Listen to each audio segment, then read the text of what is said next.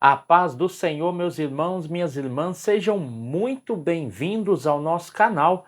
É tempo de ensinar EBD, um canal exclusivo para os amantes da escola bíblica dominical. E hoje nós estamos encerrando mais um trimestre de 2023. Esse tema de hoje é a lição de número 13, a última lição, que tem como título A Amizade de Jesus com a Família de Betânia. Então hoje nós iremos falar sobre essa importante lição, esse importante conteúdo, e nós iremos abordar pontos cruciais para o nosso aprendizado, ok?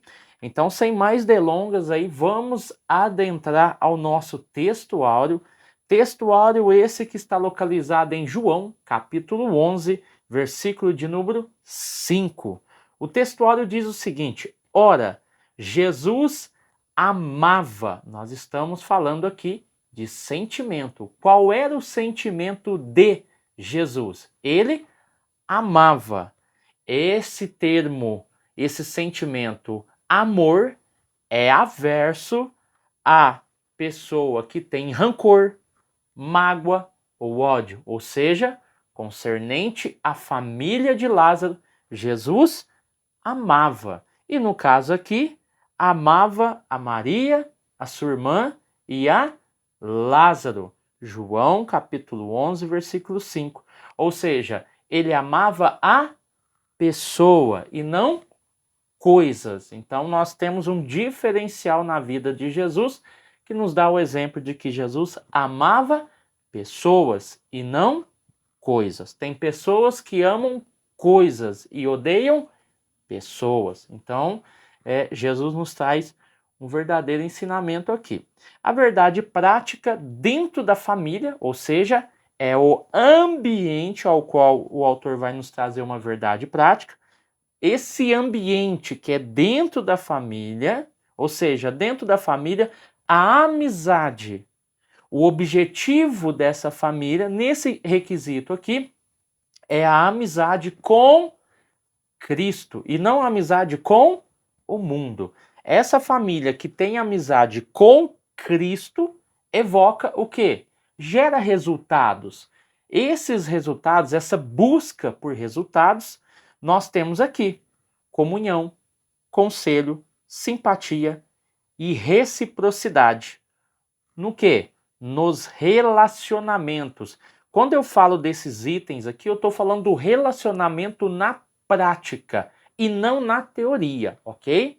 Então, entendendo isso, nós vamos ver que esse relacionamento está ligado entre Deus e o homem, tá bom? Então, entendendo o textuário A Verdade Prática, a leitura bíblica em classe, Lucas capítulo 10, versículo 38 ao 42, depois João capítulo 11, versículo 5 e o versículo de número 11. Aqui, exemplificando a história, versículo 38, versículo 39, Jesus vai entrar em uma aldeia. Então, ou seja, independente do lugar, ele entrou. Casa de Zaqueu, ninguém entrava. Jesus entrou. Independente do ambiente, Jesus entra, porque o objetivo dele é salvar almas, é trazer libertação, cura, transformação. Então ele entrou numa aldeia simples, humilde, não era uma cidade grande. E ele vai entrar na casa de Marta, que tem a sua irmã Maria, tá bom? E essa Maria se assenta, como o texto diz, para ouvir o Senhor. Marta, por sua vez, versículo 40, está afadigada, preocupada com as coisas da casa, e ele faz uma pergunta para Jesus. O Senhor não se importa de Maria estar aí sentado te ouvindo enquanto tem muita coisa para fazer, ou seja, tem horas da vida que nós devemos dar uma pausa. Nós vamos aprender isso com Marta. Devemos dar uma pausa em determinados momentos da nossa vida, ok? E o versículo 41, Jesus responde, né? Mas Marta, você está ansiosa, tá afadigada com muitas coisas, você está fazendo muitas coisas. Eu sei que tudo isso é importante e é prazeroso, é bom, é útil, é agradável. Mas eu vim aqui para um propósito. E Maria, entendendo esse propósito, ela está aqui dessa forma. Então, versículo 5 e 11 do capítulo de João, capítulo 11 de João, vai demonstrar aí o versículo que já foi falado, tá bom? Então vamos lá. A introdução. A amizade é um dos bens mais preciosos da vida.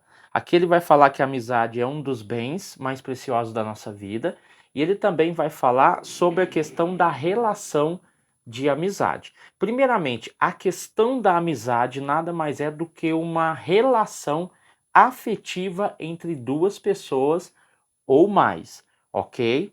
Então, essa amizade envolve o que? Sentimentos. Sentimentos e emoções. Esses sentimentos e emoções geram o que? Carinho, geram amor, geram tristeza, porque às vezes, pelo amor que você tem pela outra e vê ela doente, você se entristece, porque você não quer vê-la naquela condição. A compaixão, tá bom? Misericórdia e etc. Então, a amizade é um elemento essencial nas relações humanas. Com isso, nós vamos ver que a amizade ela está também aliada à lealdade e proteção. Quem ama, protege. Quem ama é leal, ou seja, a essa amizade, ok? Então, essa relação da amizade que nós vemos aqui está relacionado a carinho e amor, tá bom?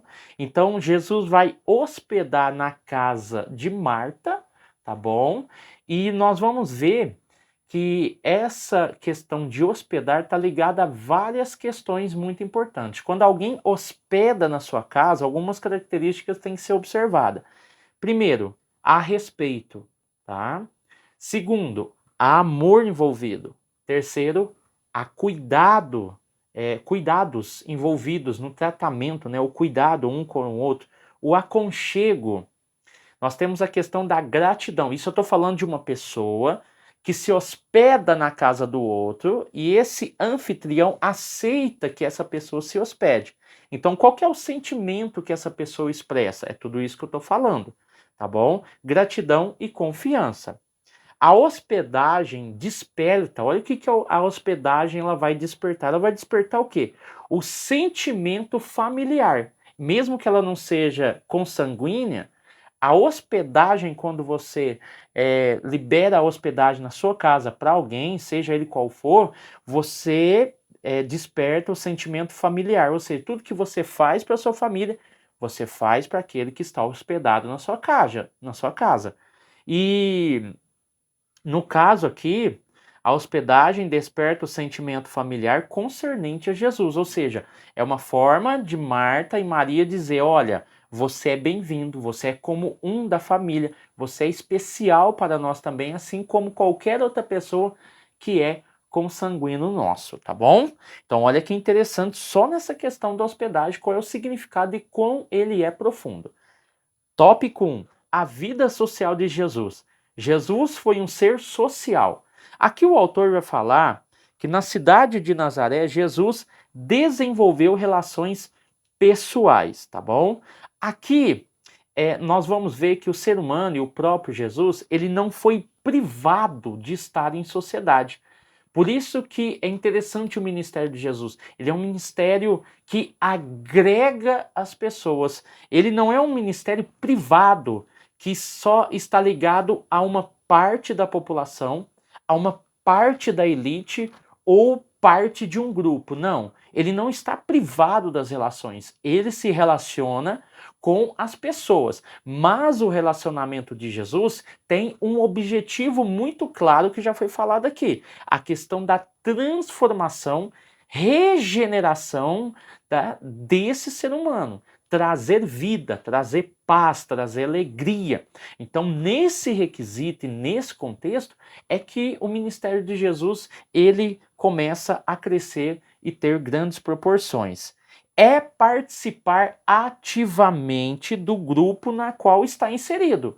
Essa é a ideia de se desenvolver relações. Tem pessoas que se envolvem em relações somente para destruir a vida do outro, a vida do casal, a vida da família. Então tome muito cuidado com as relações, porque essas relações elas são ativas no grupo ao qual ela está inserido.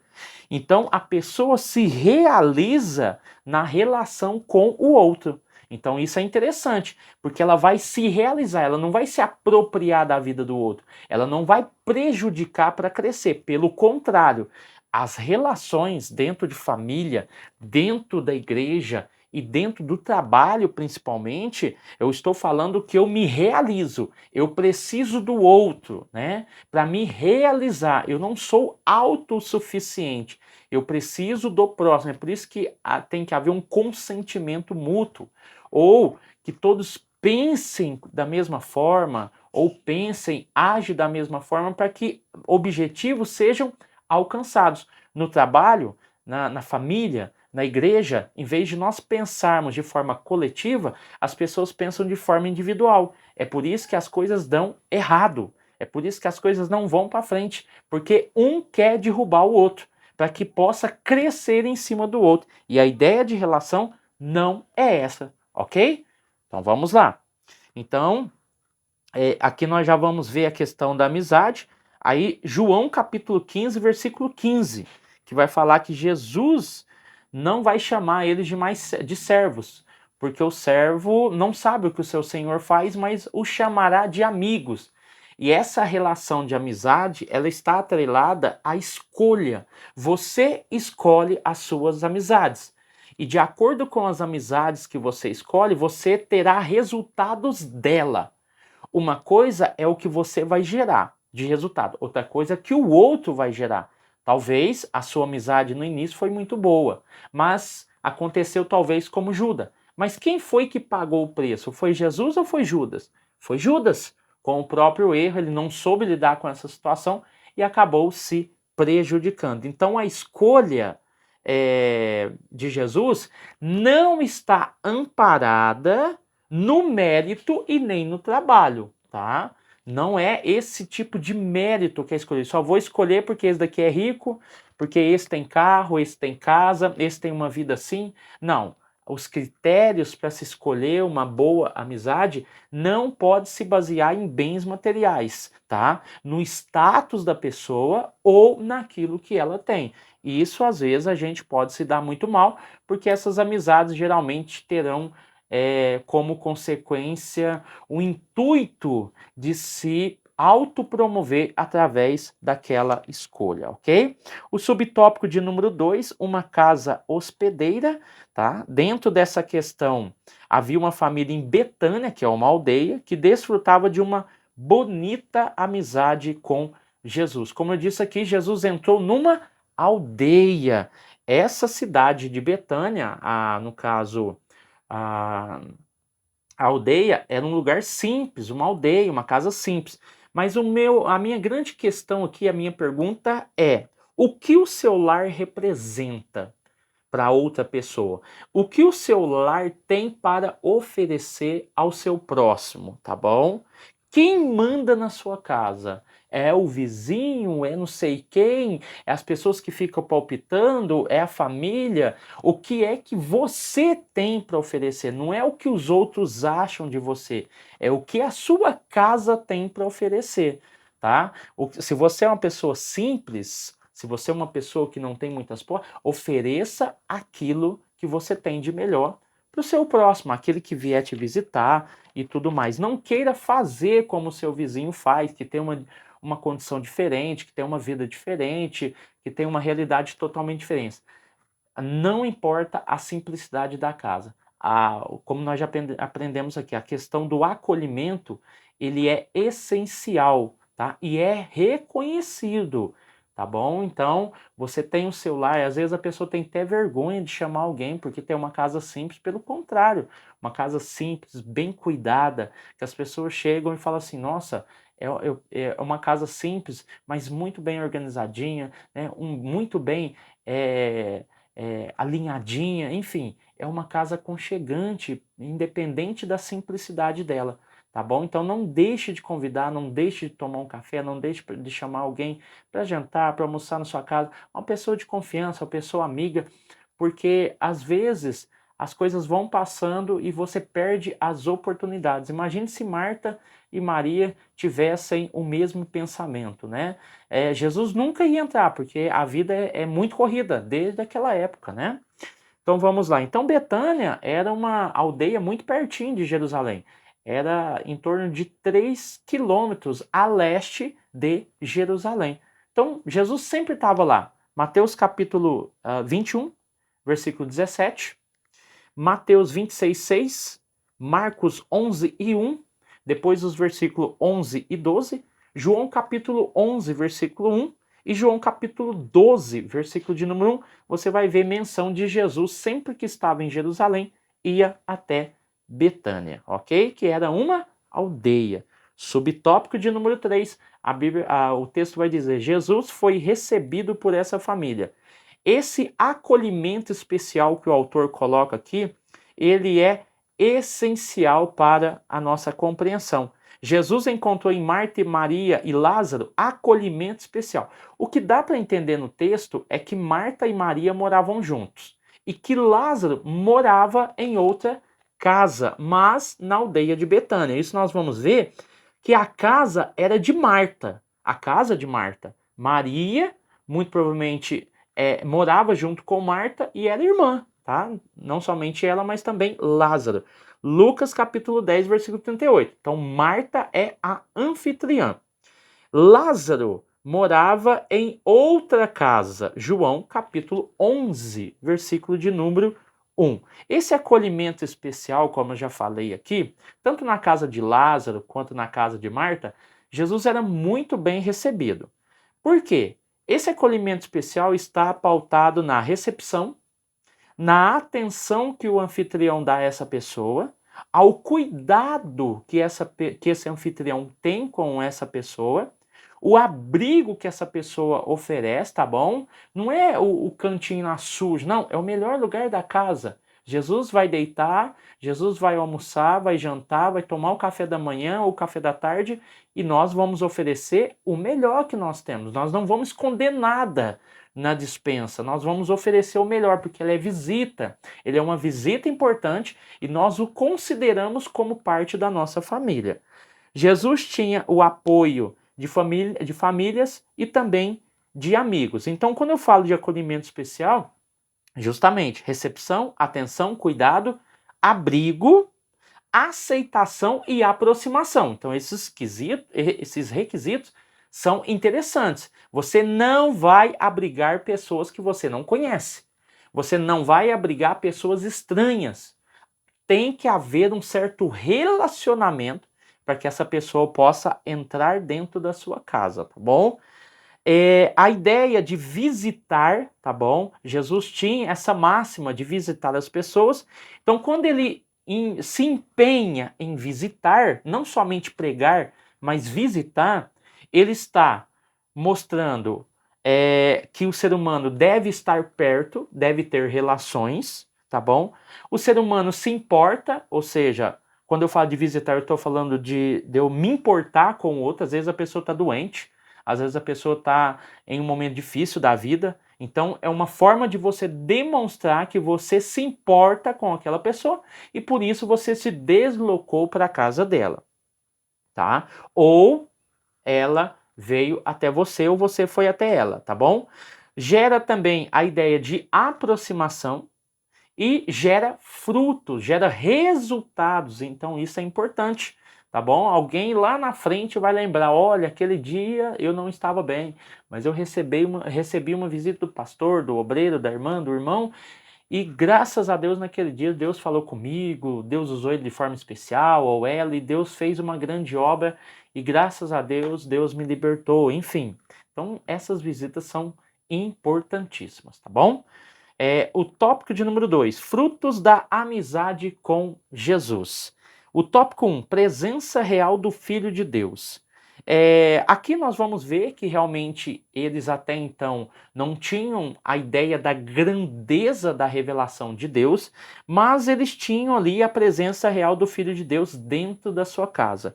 Mateus capítulo 10, versículo 40, queria refletir um minutinho aqui nesse versículo, porque ele é muito interessante e às vezes nós perdemos uma bênção por ignorância ou às vezes por não querer que ninguém adentre dentro do nosso carro, dentro da nossa casa, enfim, uma série de situações aí.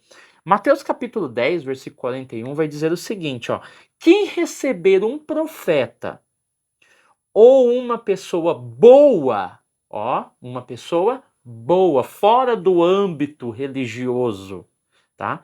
Terá uma parte da recompensa dela. Ou seja, aqueles irmãos, aquelas irmãs que se esforçam, às vezes o pregador vem, às vezes alguém doente da família, você vai lá, hospeda na sua casa, sua mãe, às vezes, em alguma condição, seu pai, um irmão da igreja que veio pregar, uma irmã, e às vezes você vai, leva para sua casa, cuida daquela pessoa, reserva aquele quartinho ali, né, faz todo um trabalho em volta, toda aquela atenção, aquele cuidado. Olha para você ver que interessante. Mateus capítulo 10, versículo 40. Aquele que receber um profeta ou uma boa pessoa terá uma parte da recompensa daquela pessoa. Ela teve o esforço de sair da casa dela e ir até aquele ambiente, aquele local, deixou família, deixou filhos e foi fazer a obra de Deus. Chegou lá, chegou abençoada, Deus está abençoando, Deus vai usar de forma especial. Ela vai receber uma chuva de bênção sobre a vida dela, que ela vai transbordar e carregar para a família.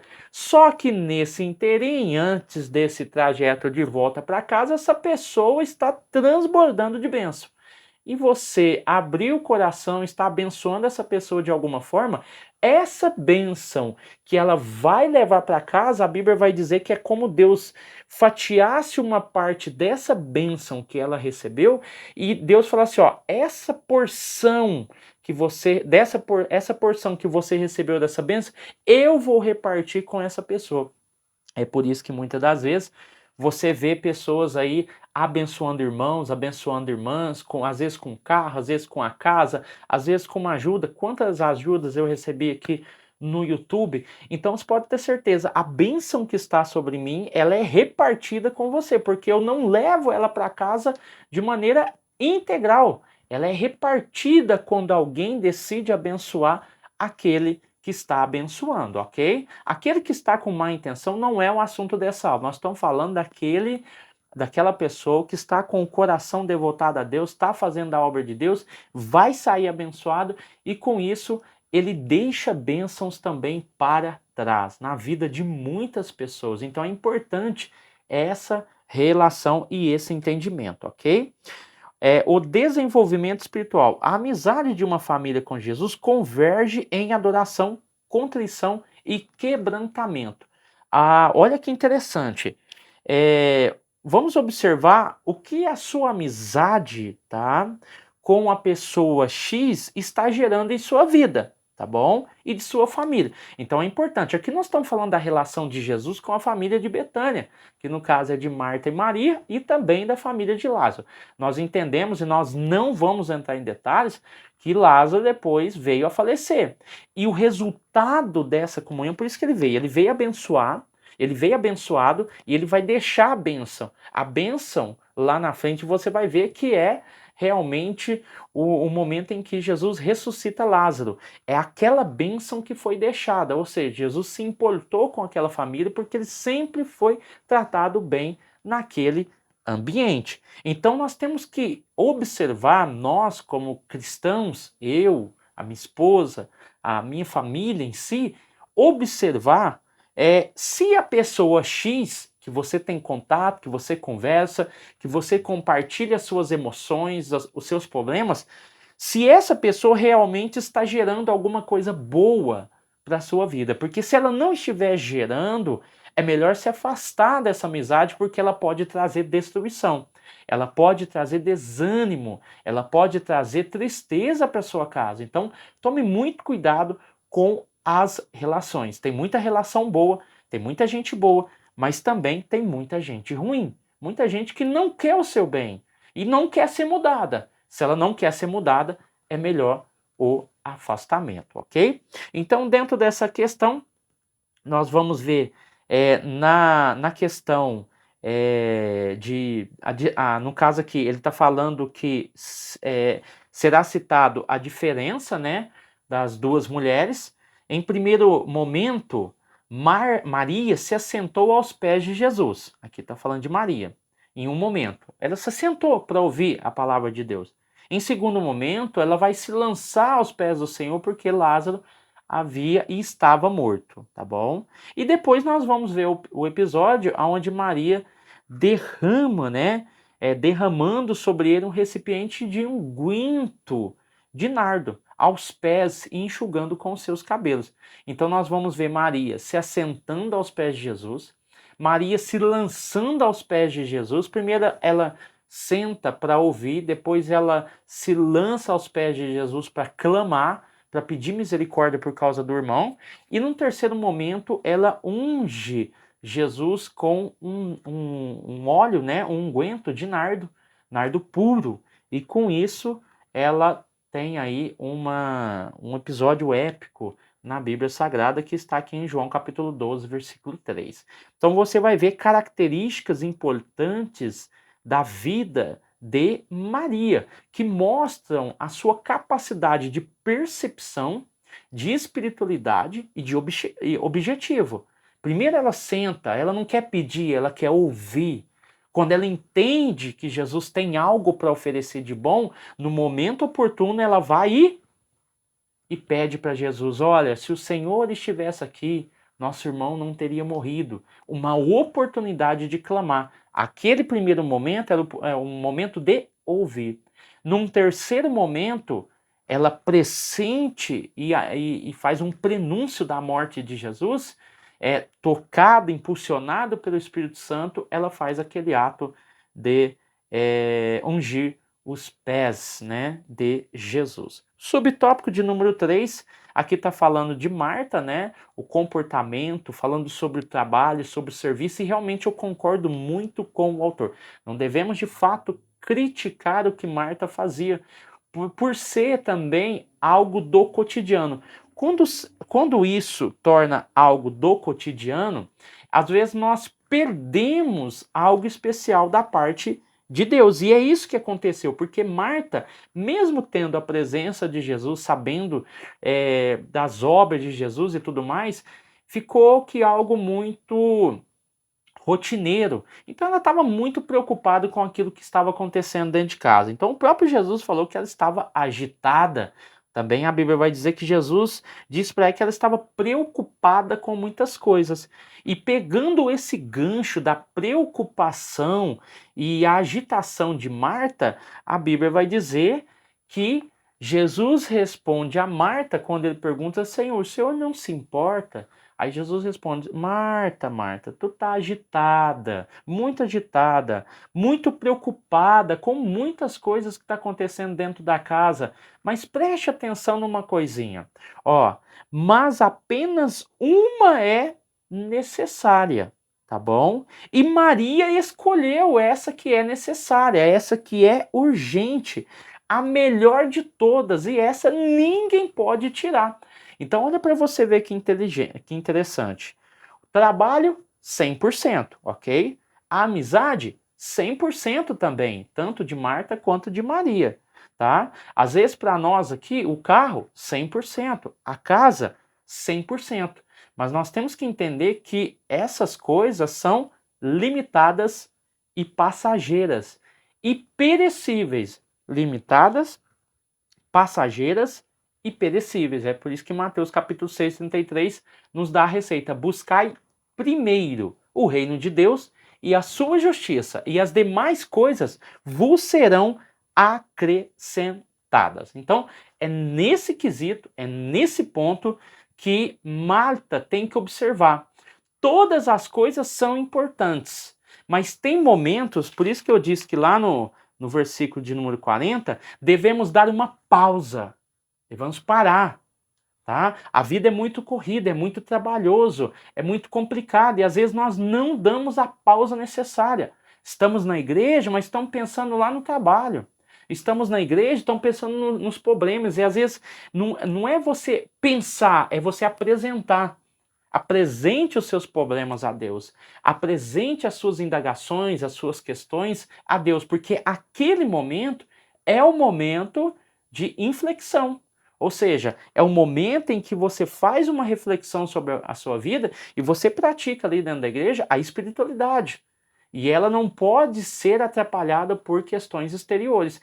Essas questões exteriores são apresentadas para Deus, porque somente Deus pode fazer alguma coisa. Então, tem momentos que nós temos que dar uma pausa. E é por isso que nós separamos o momento no domingo, o momento na quarta, o momento na sexta.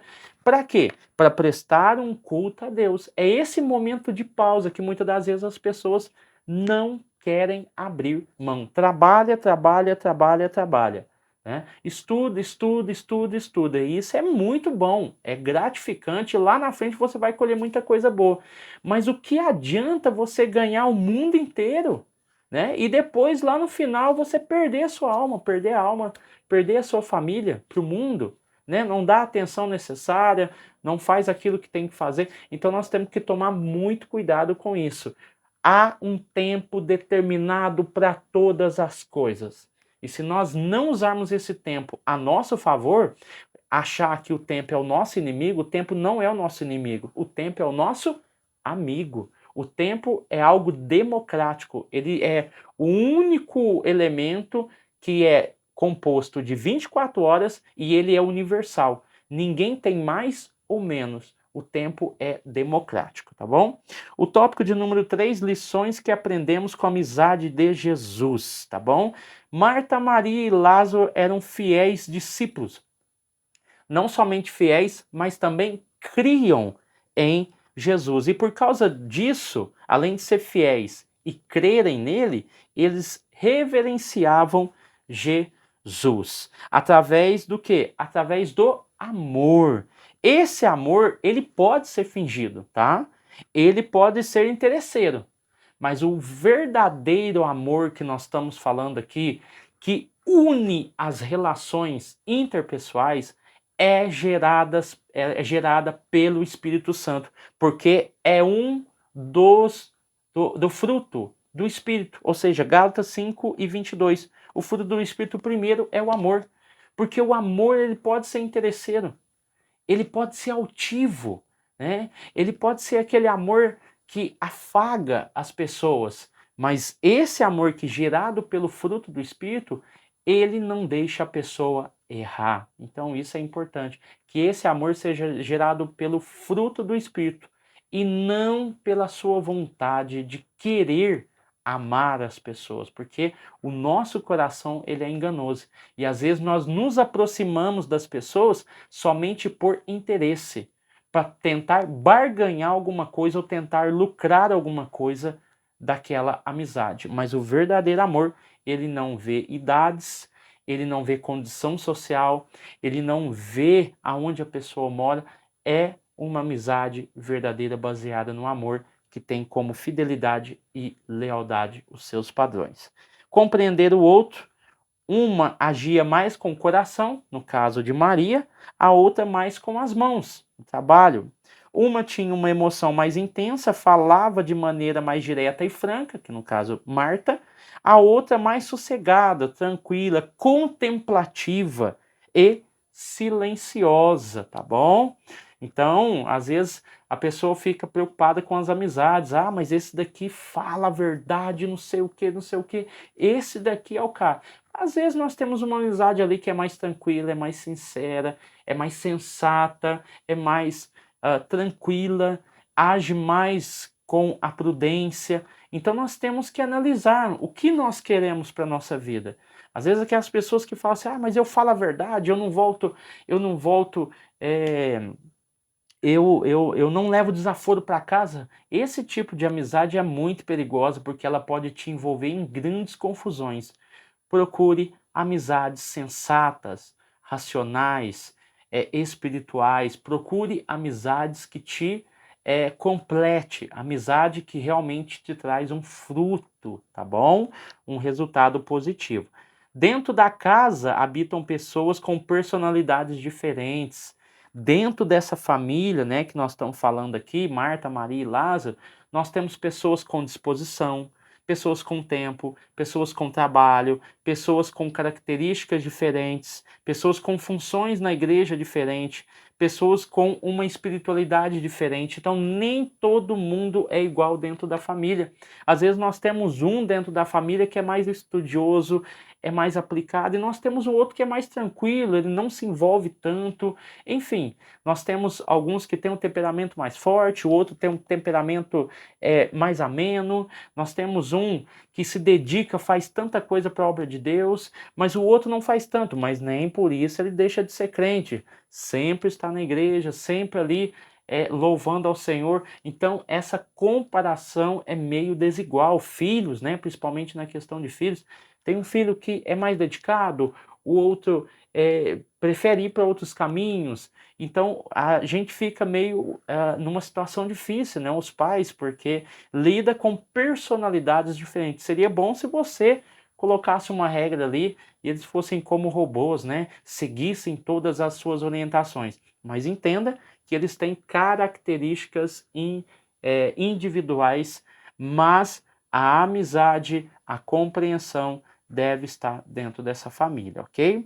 Então vamos lá, o subtópico de número 3, ponderar quanto aos cuidados da vida. Ou seja, desejando agradar Cristo, né, no caso de Marta, ela acabou se distraindo, né, com as coisas desse mundo. É por isso que a Bíblia fala concernente a nós não nos embaraçarmos. Vamos pegar e tipificar essa relação com a casa com coisas que são do cotidiano, são simples, têm que ser feitas, mas às vezes essas coisas simples que devem ser feitas são obstáculos, se tornam obstáculos, se tornam um problema e se tornam uma distração para a nossa vida. Às vezes um filho, olha para você ver, um filho que às vezes é para vir, às vezes não, é para vir como bênção, acaba se tornando peça de tropeço, pedra de tropeço. E não é para acontecer isso. O filho não é para tirar a esposa e o marido, o pai e a mãe da igreja. Pelo contrário, ele é uma bênção. Você não vai na igreja por causa do filho. Então, olha para você ver que complexo que é essa relação. As coisas do cotidiano não podem se tornar pedra de tropeço para ninguém. Temos que organizar o nosso tempo, organizar a nossa vida, organizar o nosso estudo, organizar a nossa espiritualidade e fazermos cada um no seu tempo. Assim teremos um melhor aproveito, não vamos viver 100% na igreja e também nem 100% no mundo. Precisa de ter o equilíbrio. Essa lição, esse trimestre, trabalhou muito com essa questão. A questão de sermos sensatos. Uma palavra que me chamou muita atenção em várias aulas aqui foi a questão do equilíbrio. O equilíbrio é que mantém a regulagem e a calibragem correta. Não é que ela vai pender mais para cima ou mais para baixo, né? Ela vai ter o equilíbrio. Outra hora ela está subindo, mas aí depois ela desce, entra no equilíbrio. Então a vida nossa é dessa forma, ok? O equilíbrio, ele mesmo diz aqui, ó, a vida também tem a ver com o equilíbrio da alma e do espírito, ou seja, eu estou falando das minhas emoções em detrimento da minha espiritualidade. Então, as minhas emoções, elas, por mais que sejam intensas, elas encontram no espírito que está dominado pelo Espírito Santo o equilíbrio correto. O meu espírito, que é dominado pelo Espírito Santo, ele encontra e casa com as minhas emoções e ele faz com que as minhas emoções sejam equilibradas. É por isso que existe um fruto do Espírito que se chama autocontrole. Esse autocontrole nos ajuda a ter uma vida mais sadia no dia a dia, tá bom? Então, a vida não é só dinheiro, a vida não é só festa, a vida não é só comida, a vida não é só bens. Tenha equilíbrio, tenha consenso, ok? Então, a nossa família deve ser o ambiente em que a nossa vida com Deus seja potencializada e não destruída por causa de Cristo, a fim de que a nossa vida social seja produtiva e abençoada. Olha para você ver, ó, a nossa família deve ser o ambiente em que a nossa vida com Deus seja potencializada e não algo destrutivo. Com isso, eu entendo e nós entendemos que ela vai ser produtiva e vai ser abençoada no social. Amém? Deus abençoe você, sua casa, sua família. Deus abençoe grandemente. Obrigado por você estar conosco mais um trimestre. Semana que vem estaremos iniciando mais um trimestre novo e eu creio e acredito que vai ser uma bênção, tá bom? Deixe o seu comentário, deixe o seu like. Deixa aí os novos inscritos, da onde você está falando, é muito importante para nós sabermos da onde você está falando, ok? Deus abençoe você, sua casa, sua família e até o próximo vídeo, em nome de Jesus.